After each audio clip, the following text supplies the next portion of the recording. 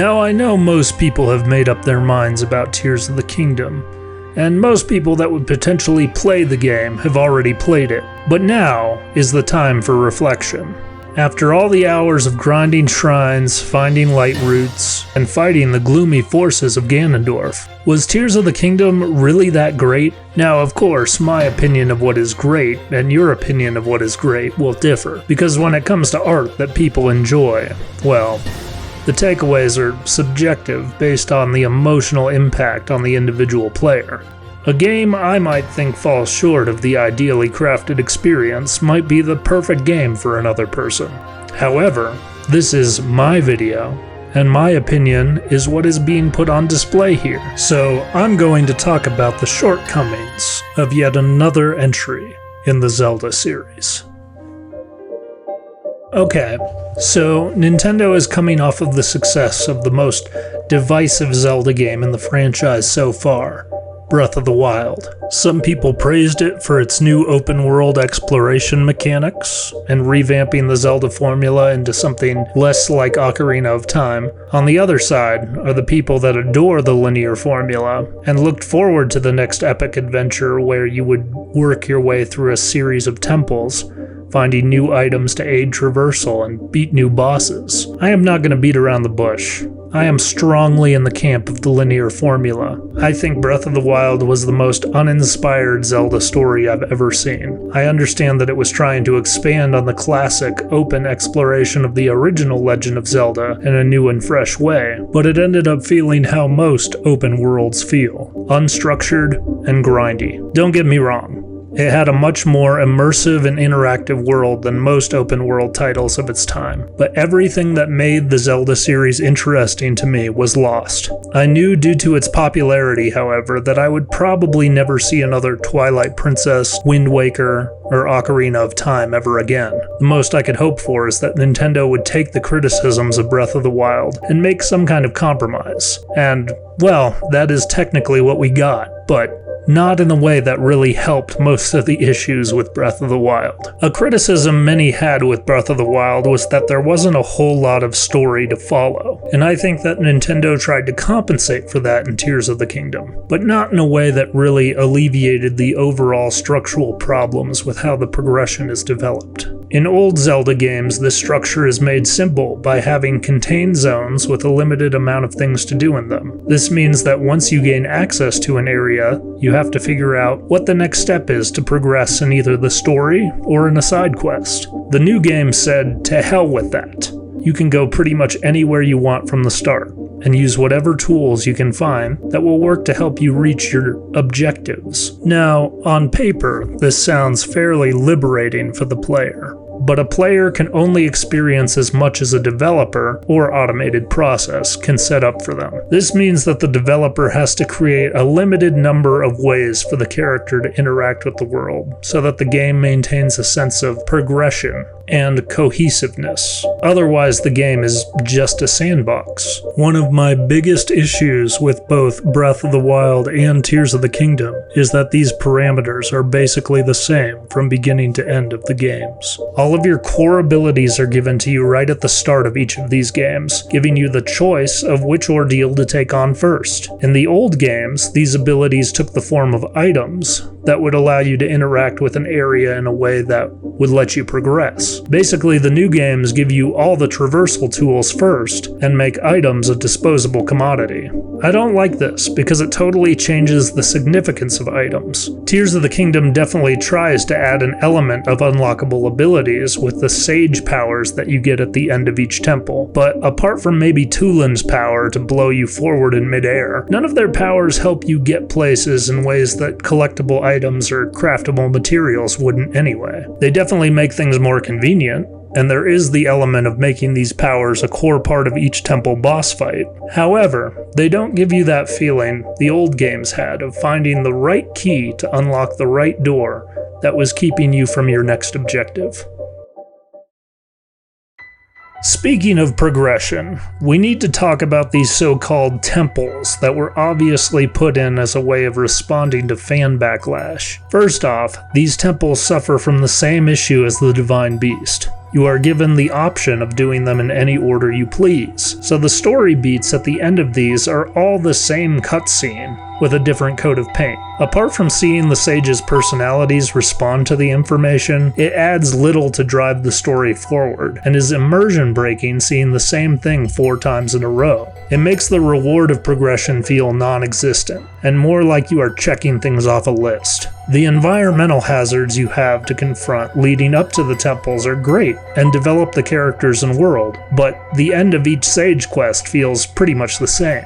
What also feels pretty much the same are the temples themselves, which is a huge L for Miyamoto and Nintendo. Ever since Ocarina of Time, temples have been a staple puzzle-solving adventure that kept people drooling for the next installment. That and the amazing new takes on Link's hero's journey, along with heavily developed lore and characters. These temples are, I'm just gonna say it, lazy as The traversal to get to the part that is actually labeled a temple is extremely linear and unchallenging, with very few puzzles to work out. They are more like tutorials for how to handle different game mechanics while you are exploring Hyrule, like the slow motion zones or air blasting to sky platforms. Once you get to the part labeled temple, it's literally just hitting some switches to open a door. Some temples have a few puzzles to solve to gain access to the switches, but just like the cutscenes at the end of each temple, it feels like a repetitive puzzle that couldn't change much more than the others because what if the player decided to do this temple first?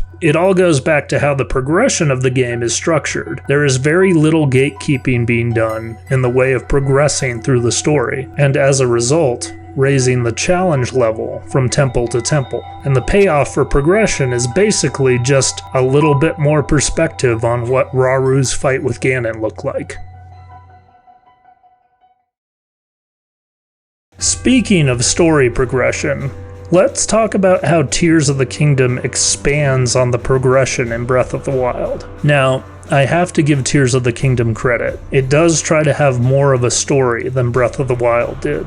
There is an inciting incident, it has steps you are encouraged to follow to progress, and it has a pretty epic conclusion. That being said, it still has the same narrative problems that Breath of the Wild had. For one, the story is still technically optional. You can still go straight to the last boss fight if you want. It will be extremely difficult to get through, but you have access to the end of the game right after the tutorial. This completely ignores the core structure of the old games, and spits in the face of people that complained about this problem in Breath of the Wild. Why in the world should I be able to go straight to the end of an adventure, especially in a game with so much story development created for you to find and interact with? One of the best things about Zelda over the years has been the unfolding narrative of each game. One of the coolest things about Twilight Princess, Wind Waker, Skyward Sword, and Ocarina of Time were the excitement of focusing on the next beat in the story and seeing what new characters needed help to overcome some smaller conflict within the larger story. This also left room for progressive side character development to happen as the linear progression unfolded.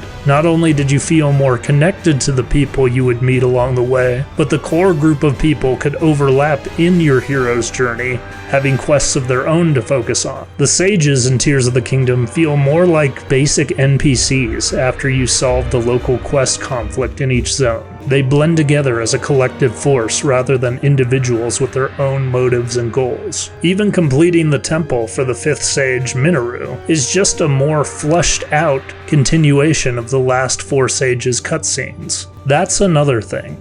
Why are Breath of the Wild and Tears of the Kingdom obsessed with telling stories that happened in the ancient past? All of the major conflicts in both games are fleshed out in expositional focused bits pertaining to what would have been way more fun Zelda stories to play through. I would have rather played as Link 100 years before Breath of the Wild, or played as Raru coming face to face with the Demon King. How you uncover this exposition is also a frustrating element in the game too. They did this in Breath of the Wild and they did not fix it in Tears of the Kingdom. The fact that you have to go to various places on the map to recall some memory of all the key events that led to the core conflict, and the fact that you can do them in any order, is the worst. I want to learn about the characters as I progress through the story, not go on some random side quest to find pieces of the really important plot details scattered all over the map. I ended up watching all of those scenes out of order as a result of the scattered nature of this side quest, and it made the overall story feel stilted and made me feel less invested in my quest overall. Now that we are on the topic of scattered elements, let's talk about exploration. Now, apart from having a sandbox that has 3 times the area to explore, this game is basically just Breath of the Wild again, in terms of how you grind for things. In old Zelda games, the exploration was tied directly to becoming as powerful as you needed to beat the next boss and to clear the next dungeon. In Tears of the Kingdom, you have to do fucking shrines. Again. The non-linear progression of this game creates a need for content that gives you boosts to your health and stamina, and while some of these boosts are tied to the story, the vast majority are still tied to little puzzles that teach you how to craft a unique sandbox experience. Between this and having to find 120 light routes to be able to see an entire vertical layout of the map in this game, getting what you want or need in this game is a grind fest. I don't play a Zelda game so I can spend 2/3 of the game grinding for better stats and gear. I play Zelda for a cool story with interesting developed characters and dungeons with fun boss fights. When most of your game is grinding for things that let me do the parts of the game that I want, it becomes chores, not a fun time. The repetition also takes away from what would have been a really fun thing to stumble upon during the linear progression. Imagine if during a dungeon you were stripped of all your gear and had to fight a room full of enemies with whatever was around you. That would be cool, but it becomes a chore when you have to do it 20 times in a shrine. Also, something that was brought up a lot when Elden Ring came out was the idea of reusing main story bosses as world bosses. I never thought I'd see something like this in Zelda, of all franchises. Zelda boss fights have always been catered experiences, oftentimes tied to the environment or tone of the level that they come with. Tears of the Kingdom takes what are 4 pretty unique and cinematic boss fights and turns them into just another day in the underworld. There are copy-paste bosses from all the temples all over the underground part of the map, which makes the impact of fighting them to save an entire region of the normal map feel like a very small accomplishment. Also, if these creatures are so common to the Demon King's forces, why aren't there more areas on the surface being affected? Having an important conflict belittled by reusing assets is an issue with many open world games, and it's a shame that Zelda got put in the middle of that trend. Having so many copy-paste conflicts also makes collecting outfits and gaining access to specific shrines repetitive and less special as well. Overall, there is a lot of repetitive content in the sky, on the surface, and underground, which just tells me that this could have been a much smaller and tightly developed experience. So, I've voiced my opinion on the negatives, but is Tears of the Kingdom a bad game? Well, at the end of the day, I would have to say, no, not really. It's a fun sandbox experience where RPG elements are given a lot of creative flexibility in terms of how you can interact with them. Crafting, building, traversal all feel very solid and make for a really unique way for a player to craft their own unique fun. When you unravel the story, it is actually really good and has a lot of really well-crafted characters. I did thoroughly enjoy this version of Ganondorf. And Zelda does play a big role in driving the story forward. The sages are all likable personalities, and some side quests really do harken back to the fun side content in older Zelda games. It builds upon many lacking elements in Breath of the Wild, such as crafting, resource gathering, variety of collectibles and gear, and a much more lived-in world with things to do. As an open-world experience, it is a really quality sandbox, but that's also the problem. I don't think that the way Zelda works narratively lends itself to being a sandbox, at least not in the way that these two games have done it. Zelda is at its core a hero's journey, with many environments, characters, and conflicts that expand on the story. The best Zelda is a game where you are working towards the final conflict and developing characters along the way. Maybe if the open world was there to join together a catered experience, it would feel more like Zelda to me. It wouldn't be hard to have an explorable open space with areas that were restricted due to a lack of tools or abilities. You can have temples and bosses coming about as a result of a linear story. You can give the player cool new powers and items to continue in that story, but as it stands now, it's just too free. It's too open-ended. There are not enough barriers to entry on what could be an amazing narrative experience. Maybe we shouldn't be able to phase through walls or drop into any area of the map if it means having access to something that would be better left as a storytelling device. Tears of the Kingdom is not a bad game, but like Breath of the Wild, it is a bad Zelda experience compared to the games of the past. The frustrating thing is that there is an in-between where Zelda can be expansive and more structured, but Tears of the Kingdom is not it. If anything, it's the completed version of the tech demo that came out in 2017. And while it is entertaining, it feels less meaningful than the foundations that it was built on. Well, there's my rant on what is probably going to be Game of the Year. What do you all think? Am I outdated in my thinking? Do I just need to let the old Zelda formula die? Comment down below so I can tell you how wrong you are. If you enjoyed my rant, feel free to like the video and subscribe for my opinions on Zelda and other games. Thanks for sticking around, and most of all, thank you for coming to the Dutch Ritz party.